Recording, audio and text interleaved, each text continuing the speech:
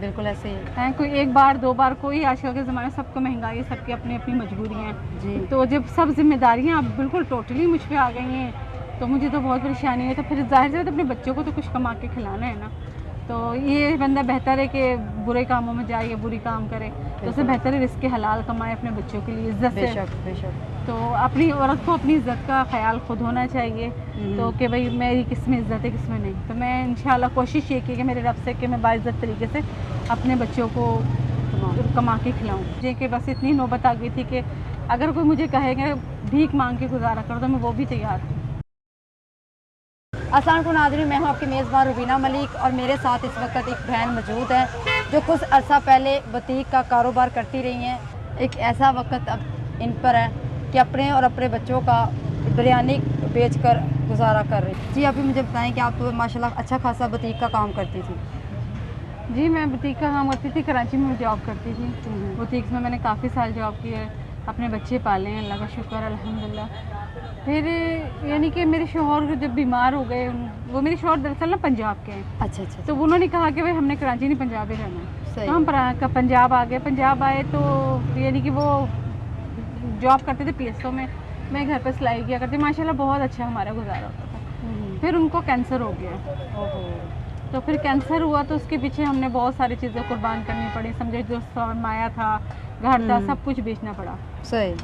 तो उसके बाद लाइफ बहुत ज़्यादा तकलीफ दे हो गई। फिर बीमार है, उनका इलाज कराते रहे। आपको पता है कैंसर एक मामूली नहीं, बहुत बड़ी बीमारी है। इसके लिए तो बंदों के घर बिक जाते हैं। बिल्कुल ऐसे ही। तो उनका इलाज हमने कराया जहाँ तक पॉसिबल था, लेकिन अल्लाह ताला कहते हैं कि वही सब कुछ करने वाले हैं। तो अल्लाह की रज़ा थी, उनकी ज़िंदगी नहीं थी। वो फोत हो गए तो फिर मुझ पर सारी जिम्मेदारी आ गई। ये आपके आइडिया कैसे आया कि मैं ये बिज़नेस कर लूँ, ये बिरयानी बेचने का? ये दरअसल मुझे तो ये आइडिया नहीं था। एक हमारे जानने वाले उन्होंने कहा कि भाई वो मुझे जानते थे काफ़ी टाइम से कि भाई मैं कितना बुरा वक्त गुजार रही हूँ। उन्होंने कहा मैं आपको इतना सपोर्ट कर सकता हूँ कि मैं आपको ना ये सामान दे सकता हूँ। अच्छा। तो उन्होंने थोड़ा मुझे सामान लेके सारा दिया कि भाई आप इस तरह अपने बच्चों के लिए रिस्क हलाल कमाएं बैठ के। तो बरकत देने वाला मेरा मालिक है। तो मैं इसलिए फिर उसके बाद मैंने ये काम शुरू किया है। तो अब अल्लाह का शुक्र अल्हम्दुलिल्लाह, जो भी है मेरे मालिक जितना भी दे रहा है, शुक्र है उसका परवरदिगार का। तो कितना आप ही कमा लेती हैं कि सारा दिन में कितनी दिहाड़ी हो जाती है? अभी तो फ़िलहाल शुरू है तो देखो अभी तो कोई दिहाड़ी नहीं हो रही है, यानी कि जो लगाते हैं उसको भी पूरा नहीं हो रहा है। लेकिन अल्लाह ताला बेहतर करने वाले आगे इंशाल्लाह अल्लाह ताला बेहतर करेंगे, आसानियाँ करेंगे। और यानी कि मेरी सबसे यही लोगों से अपील भी है कि भाई आएँ आप लोग मेरे स्टॉल पे आएँ, यहाँ खाना खाएँ आप लोग, ताकि मेरी हौसला अफजाई हो। अच्छा, अभी जब आपके शौहर की डेथ हुई तो तब तो घर में कमाने वाला भी कोई नहीं था जी। तो फिर आपने कैसे घर का गुजारा किया, किस तरह बच्चों को खाना लगाया? देखें शुक्र अल्हम्दुलिल्लाह, मैं तो अल्लाह का शुक्र अदा करती हूँ कि देखें अल्लाह ताला किसी के दिल में तो नेकी डालता है। जी बिल्कुल। तो किसी ना किसी के दिल में अल्लाह ताला ने नेकी डालता रहा कि जो मेरा आज तक यहाँ तक मैं आई हूँ। सही। लेकिन उसके बाद यही हुआ कि देखें कोई कब तक करता है किसी की। बिल्कुल ऐसे ही है। कोई एक बार दो बार, कोई आजकल के ज़माने सबको महंगाई, सबकी अपनी अपनी मजबूरियाँ हैं। जी। तो जब सब जिम्मेदारियाँ अब बिल्कुल टोटली मुझ पे आ गई हैं तो मुझे तो बहुत परेशानी है। तो फिर जाहिर सी बात है अपने बच्चों को तो कुछ कमा के खिलाना है ना। तो ये बंदा बेहतर है कि बुरे कामों में जाए या बुरी काम करे, तो उससे बेहतर है रिस्क के हलाल कमाए अपने बच्चों के लिए इज्जत से। बेशक बेशक। तो अपनी औरत को अपनी इज़्ज़त का ख्याल खुद होना चाहिए। तो कि भाई मेरी किस में इज़्ज़त है किस में नहीं। तो मैं इंशाल्लाह कोशिश ये की कि मेरे रब से कि मैं बाइज़्ज़त तरीके से अपने बच्चों को कमा के खिलाऊँ।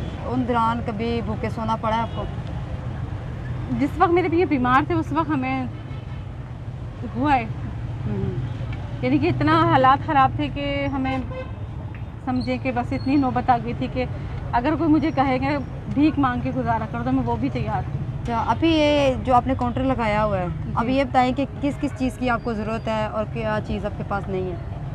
मुझे ये दरअसल काउंटर ना पुराना है काफ़ी ना। मेरी ये है कि एक काउंटर मुझे नया मिल जाए, यानी कि वो लगा लूँ मैं। तो साफ़ सुथरा एक चीज़ होगी तो ज़्यादा अट्रैक्शन होती है ना। बिल्कुल ऐसे। तो ये टूटा हुआ है काउंटर, पुराना है काउंटर मेरे लिए, और थोड़े से बर्तन दरकार हैं, कुछ चीज़ें मुझे दरकार हैं, तो जिसकी वजह से मेरा काम चल पड़ेगा अच्छा सा। सही। तो ये आपके सारे बर्तन अपने हैं? हाँ, ये बर्तन मेरे हैं। अच्छा, आप मुझे ये बताएं कि कितने पैसों में ये सारा बर्तन वगैरह, ये स्टोव वगैरह कितने में रेंज हो जाएगा? ये हो जाएगा तकरीबन लाख के हम अमाउंट तो लगना है इसके। लाख पे? हाँ हाँ। उसके बाद फिर इंशाल्लाह मेरे बच्चों के लिए बाइज़्ज़त तरीके से रोज़गार बन जाएगा, फिर आपका सही सेटअप हो जाएगा इंशाल्लाह। अल्लाह ताला बेहतर करने वाले हैं। जी नाज़रीन, आपने देखा बहन की स्टोरी सुनी, मुझे तो दिली दुख हुआ सुनकर। कसम से जो इंसान दुखी होता है उसके दुख में शरीक होना चाहिए। तो प्लीज़ इनका नंबर जो है स्क्रीन की पट्टी पे दिया जाएगा, इनसे रब्ता करें, वही इंसान इनसे रब्ता करें जो इनकी हेल्प करें। प्लीज़ इनको तंग मत करिएगा, क्योंकि जो दुखी हो उसको पहले से दुख हो, उसको तंग करने का तो फ़ायदा ही कोई नहीं है। और वैसे भी माशाल्लाह बिरयानी इनके बहुत हाथ का टेस्ट अच्छा है, मैंने तो खा के देखी है, चेक की है, माशाल्लाह बहुत अच्छा टेस्ट है। आप भी आएँ और आप भी खाएँ, और इनके साथ साथ में इनकी हेल्प भी होगी, इनका कारोबार भी होगा, अच्छा होगा, क्योंकि ये कमाएंगी तो अपने बच्चों के लिए रोटी घर लेके रिज़्क जाएंगी। क्रीम मार्केट और बाटा शॉप के सामने इनका एक बिरयानी का स्टोर है। प्लीज़ वहाँ पे आएँ और इनके साथ इनके पास बैठे खाना वगैरह खाएँ, ताकि इनका हौसला अफजाई हो, इनको पता हो कि मैं अपने बच्चों के लिए रोटी पका सकती हूँ। इसी के साथ मुझे इजाज़त दीजिए। अल्लाह ने के पास।